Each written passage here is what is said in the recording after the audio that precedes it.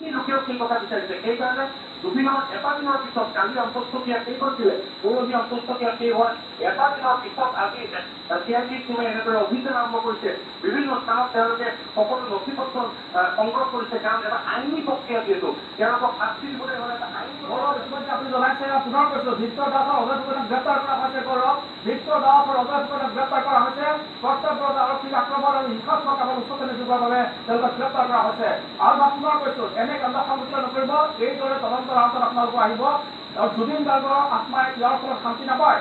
জুবিন গাৰ্গৰ প্ৰতি যিটো ষড়যন্ত্ৰ হৈছিল, এই ষড়যন্ত্ৰত যি তদন্ত চলি আছে তাত সহায় নকৰে। ধৃত দাস গ্ৰেপ্তাৰ, এৰেষ্টেড, অজয় ফুকন গ্ৰেপ্তাৰ, এৰেষ্টেড। বা পুনৰ কৈছো, তদন্ত প্ৰক্ৰিয়াত বাধা সৃষ্টি কৰা প্ৰতিনিধিয়া এতিয়া তদন্তৰ আওতালৈ আহিব। গতিকে এনে কামত হাত উজান নিদিব, এনে কামত জড়িত নহব। SIT তলত শিল নিক্ষেপ কৰিছে। ইয়াৰ ফলত জুবিনৰ আত্মাই কেনেকৈ শান্তি পাব? ইয়াৰ ফলত জুবিনৰ যি ষড়যন্ত্ৰ হৈছিল জুবিনৰ প্ৰতি, এই ষড়যন্ত্ৰ তদন্ত প্ৰক্ৰিয়াত কিদৰে সহায় কৰিব? সেয়েহে অজয় ফুকন এৰেষ্টেড, মই কৈছো, ধৃত দাস এৰেষ্টেড, উচ্চতম ন্যায়ালয়ৰ কাণ্ডত এৰেষ্টেড, হাতত নহয় গ্ৰেপ্তাৰ কৰা হৈছে। এই মুহূৰ্তত আৰক্ষীয়ে প্ৰকাশ কৰিছে। গৌৰৱ অনাকাংক্ষিত পৰিৱেশৰ তেওঁ সৃষ্টি কৰিছে। মই কৈছোৱে যে যেতিয়া SIT টিমটো ইয়াৰ পৰা ওলাইছে তেওঁলোকে শিলগুটি নিক্ষেপ কৰিছিলে আৰু এইটো নেতৃত্ব দিছিলে ধৃত দাস আৰু অজয় ফুকন দাস। আমি উপস্থিত আছো, নেতৃত্বত এনেধৰণৰ ঘটনা সংঘটিত হৈছিল। গতিকে আৰক্ষীয়ে লগে লগে তেওঁলোক দুজনক আটক কৰিছিল আৰু বৰ্তমান এৰেষ্ট কৰিছে বুলি আমাৰ হাতলৈ খবৰ আহিছে। মই কৈছোৱে যে একাংশ লোকে তাত মোবাইল দি পেলাই আহক ইয়ালৈ আহক, সকলো ইয়ালৈ আহক, সকলো আনিব লাগে, তেনেধৰণে শব্দ আমি শুনিছো।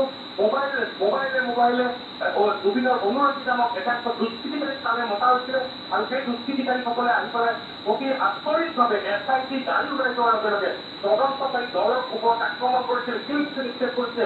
এই মুহূৰ্তত ভিতৰত থকা SIT টিমটো আহত হৈছে নেকি সেই বিষয়ে মই জনাব নোৱাৰিম, কিন্তু SIT গাড়ী ভাঙিবলৈ চেষ্টা কৰিছে, সেইমতে নিক্ষেপ কৰিছে, ইটা নিক্ষেপ কৰিছে, পুলিচ আহত হৈছে। গতিকে তাৰ পৰৱৰ্তী সময়ত আৰক্ষীয়ে লাঠিচাৰ্জ কৰিছিল আৰু এই মুহূৰ্তৰ খবৰ আপুনি জনাইছে যে SIT তদন্ত কৰি থকাৰ সময়ত এনেধৰণৰ পৰিৱেশৰ সৃষ্টি কৰাৰ বাবে ধৃত দাস আৰু অজয় ফুকনক গ্ৰেপ্তাৰ কৰা হৈছে।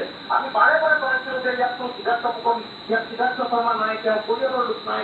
গতিকে আপোনালোকে শান্তি শৃংখলাভাৱে প্ৰতিবাদ কৰক, প্ৰতিবাদৰ জুবিনৰ প্ৰতিবাদৰ ভাষা হ'ব লাগে গান, সেয়া আমিও আহ্বান জনাইছো। আৰক্ষীতো আহ্বান জনাইছে, তাত বেআইনী ঘোষণা কৰা হৈছে আৰক্ষীয়ে।